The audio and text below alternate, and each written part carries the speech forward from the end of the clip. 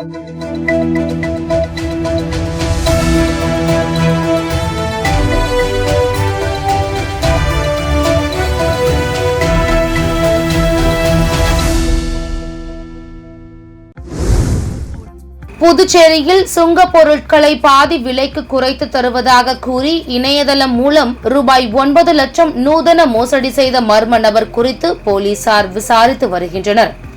புதுச்சேரி முதலியார்பேட்டை பகுதியை சேர்ந்தவர் ராஜா. இவர் இணையதளத்தில் பொருட்கள் விற்பனை குறித்த விளம்பரத்தை பார்த்துள்ளார். அதில் சுங்க இலாகா கைப்பற்றிய பொருட்கள் பாதி விலையில் விற்பனைக்கு இருப்பதாக குறிப்பிடப்பட்டிருந்தது. அதனை நம்பிய அவர் குறிப்பிட்ட கைபேசி எண்ணில் மர்ம நபரிடம் பேசியுள்ளார். அதன்படி பல பொருட்களுக்கு மொத்தம் ரூபாய் 9,02,000 குறிப்பிட்ட வங்கி கணக்கில் செலுத்தி ஏமாந்துள்ளார். புதுச்சேரி சாரம் பகுதியை சேர்ந்தவர் வந்தனா. இவரது வாட்ஸ்அப்பில் வந்த லிங்கை தொட்டதும் அவரது வங்கி கணக்கிலிருந்து ரூபாய் 2 லட்சம் திருடப்பட்டது தெரிய வந்தது.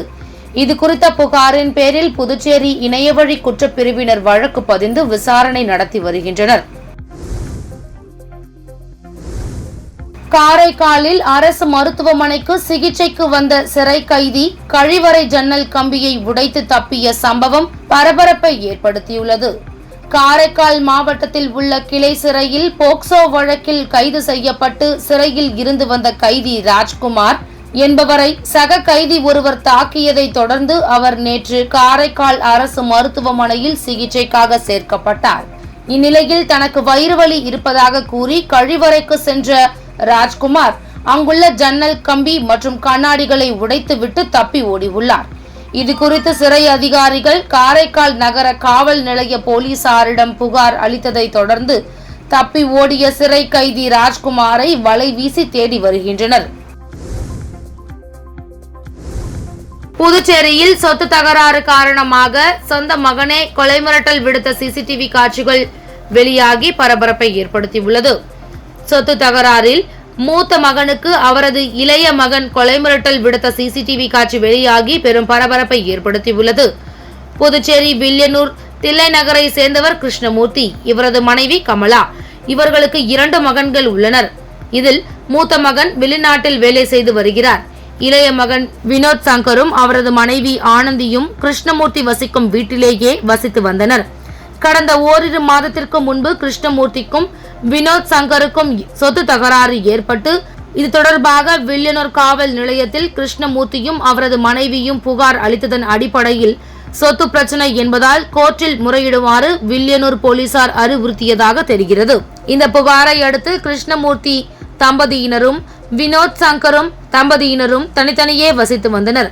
இந்நிலையில் கடந்த 2 நாட்களுக்கு முன்பு திடீரென கிருஷ்ணமூர்த்தி வசித்து வரும் தில்லை நகர் வீட்டிற்கு வந்த வினோத் சங்கரும் அவரது மனைவியுமான ஆனந்தி ஆகிய இருவரும் வீட்டிற்குள் புகுந்து அங்கே பூட்டு போடப்பட்டிருந்த இரும்பு கதவை மரம் வெட்டும் கட்டிங் மெஷினால் அறுத்து கொண்டிருந்தனர். இந்த சத்தம் கேட்டு வீட்டிலிருந்து வெளியே வந்த கிருஷ்ணமூர்த்தி இதனை தட்டி கேட்டபோது தகாத வார்த்தையால் மிரட்டியும் மரம் வெட்டும் கட்டிங் மெஷினை காட்டி கொலை செய்து விடுவதாக வினோத் சங்கர் மிரட்டல் விடுத்துள்ளதாக கூறப்படுகிறது. இந்த சிசிடிவி காட்சியானது வெளியாகி தற்போது பெரும் பரபரப்பை ஏற்படுத்தியுள்ளது.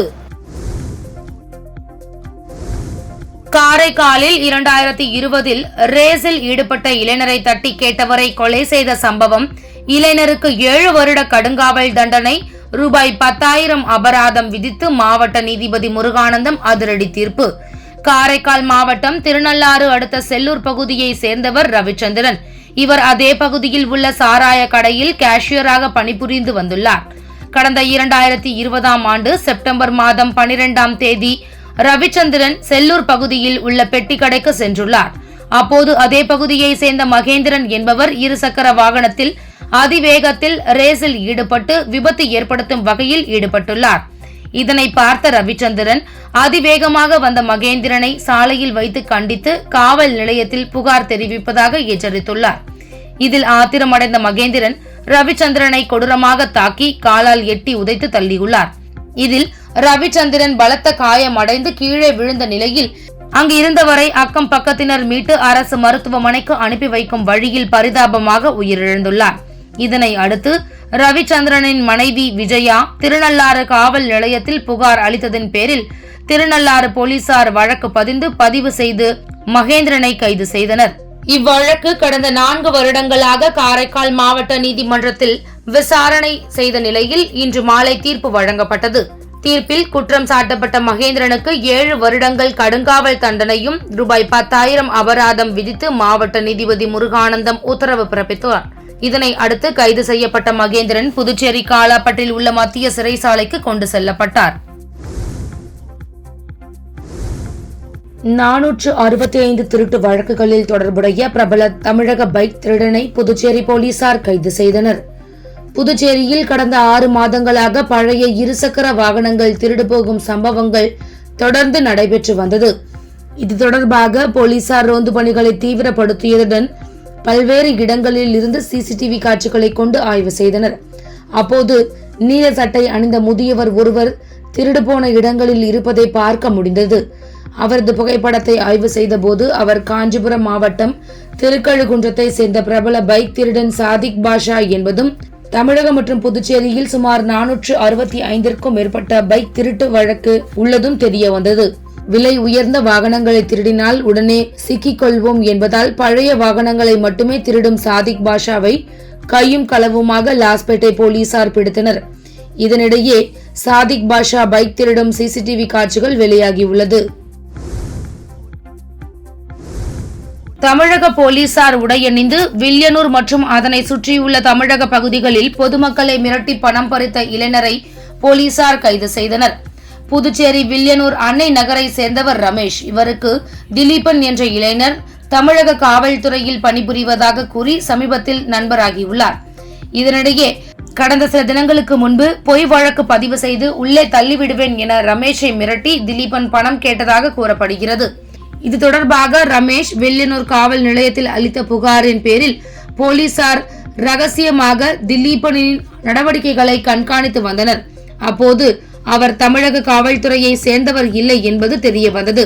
இதனைத் தொடர்ந்து திலீபனை போலீசார் காவல் நிலையம் அழைத்து வந்து விசாரணை மேற்கொண்டனர். விசாரணையில் வில்லியனூர் அன்னை நகரில் வசிக்கும் தமிழக காவலர் ராஜேந்திரனின் மகன் என்பதும் வில்லியனூர் மற்றும் அதனை சுற்றியுள்ள தமிழக பகுதிகளில் போலி அடையாள அட்டை காட்டி பொதுமக்களை மிரட்டி பணம் பறித்ததும் தெரிய வந்தது. இதனைத் தொடர்ந்து திலீபனை கைது செய்த போலீசார் அவரிடம் இருந்து போலி அடையாள அட்டையை பறிமுதல் செய்தனர். பின்னர் நீதிமன்றத்தில் ஆஜர்படுத்தி மத்திய காலாப்பட்டு சிறையில் அடைத்தனர். புதுச்சேரியில் கோவில் திருவிழாவில் முதியவர் அடித்து கொலை செய்யப்பட்ட சம்பவம் பரபரப்பை ஏற்படுத்தியுள்ளது. புதுச்சேரியில் பிரசித்தி பெற்ற வீராம்பட்டினம் செங்கழுநீரம்மன் ஆலய தேர்பவனி இன்று நடைபெற்றது. இதில் பங்கேற்க புதுச்சேரி பகுதி மட்டுமின்றி கடலூர், விழுப்புரம் மாவட்டங்களில் இருந்தும் ஏராளமானோர் குடும்பத்துடன் வீராம்பட்டினத்தில் தங்கி விழாவை கண்டு களித்து சாமி தரிசனம் செய்வது வழக்கம். இந்நிலையில் கடலூர் மாவட்டம் சிதம்பரம் அருகே புவனகிரியை அடுத்த கீரப்பாளையம் நரிக்குறவர் காலனியை சேர்ந்த வள்ளிமலை என்பவர் வீராம்பட்டினம் திருவிழாவில் சாமி வேடம் அணிந்து பக்தர்களிடம் யாசகம் பெற்று வந்துள்ளார். அப்போது வள்ளிமலை திடீரென அவ்வழியே சென்ற இளைஞர் மீது மோதியதாக கூறப்படுகிறது. இதனால் ஆத்திரமடைந்த அந்த வாலிபர் வள்ளிமலையை சராமரியாக தாக்கியதால் இரத்த வெள்ளத்தில் கீழே சரிந்தார். இது குறித்த தகவல் அறிந்த அரியாங்குப்பம் போலீசார் வள்ளிமலையை மீட்டு அரசு மருத்துவமனைக்கு அனுப்பி வைத்தனர். ஆனால் அவர் போகும் வழியிலேயே உயிரிழந்து விட்டார். இது தொடர்பாக வீராம்பட்டினம் பகுதியை சேர்ந்த அஜித்குமார் என்ற இளைஞரை போலீசார் கைது செய்து விசாரணை மேற்கொண்டு வருகின்றனர். சிறுமிக்கு பாலியல் தொல்லை அளித்த தையல்காரருக்கு 3 ஆண்டுகள் சிறை தண்டனை, அபராதம் விதித்து புதுச்சேரி போக்சோ விரைவு நீதிமன்றம் உத்தரவிட்டுள்ளது. புதுச்சேரி திருக்கனூரில் ஜவுளி கடை அருகே தையல் கடை நடத்தி வருபவர் விழுப்புரம் மாவட்டம் ராதாபுரத்தை சேர்ந்த கந்தன். கடந்த 2020ஆம் ஆண்டு 12 வயது சிறுமி தனது தாயுடன் அந்த ஜவுளி கடைக்கு வந்தார். சிறுமியை தையல் கடை அருகே நிற்க கூறிவிட்டு ஜவுளி கடைக்கு அவரது தாய் சென்ற நிலையில் அந்த சிறுமிக்கு கந்தன் பாலியல் தொல்லை அளித்துள்ளார். இது குறித்த புகாரின் பேரில் திருக்கனூர் போலீசார் வழக்கு பதிந்து கந்தனை கைது செய்தனர். புதுச்சேரி போக்சோ விரைவு நீதிமன்றத்தில் நடைபெற்ற வழக்கில் கந்தனுக்கு 3 ஆண்டுகள் சிறையும் ரூபாய் 10,000 அபராதமும் விதித்து நீதிபதி சுமதி உத்தரவிட்டார். மேலும் பாதிக்கப்பட்ட சிறுமிக்கு ரூபாய் 1 லட்சம் நிவாரணமாக வழங்கவும் அரசுக்கு பரிந்துரைத்தார். புதுச்சேரியில் தனியார் விடுதியிலிருந்து ரூபாய் 1 லட்சம் மதிப்பிலான செல்போன்களை திருடிய மூவரை போலீசார் கைது செய்தனர். புதுச்சேரியில் கடந்த 13ஆம் தேதி காந்தி வீதியில் உள்ள தனியார் விடுதியில் தங்கியிருந்த வாடிக்கையாளர்களின் செல்போன்கள் காணாமல் போனது. இது தொடர்பாக விடுதி மேலாளர் அளித்த புகாரின் பேரில் பெரிய கடை போலீசார் வழக்கு பதிவு செய்து அங்கிருந்த சிசிடிவி காட்சிகளை ஆய்வு செய்து விசாரணை மேற்கொண்டனர். விசாரணையில் திருட்டு சம்பவத்தில் ஈடுபட்டது சென்னையை சேர்ந்த மேகநாதன், மதன்குமார் மற்றும் கள்ளக்குறிச்சியை சேர்ந்த வீரா என்பதும், இவர்கள் மீது தமிழக பகுதிகளில் திருட்டு உட்பட பல்வேறு வழக்குகள் நிலுவையில் உள்ளதும் தெரியவந்தது.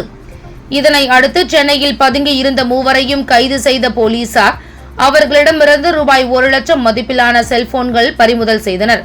பின்னர் நீதிமன்றத்தில் ஆஜர்படுத்தி காலாப்பட்டு மத்திய சிறையில் அடைத்தனர்.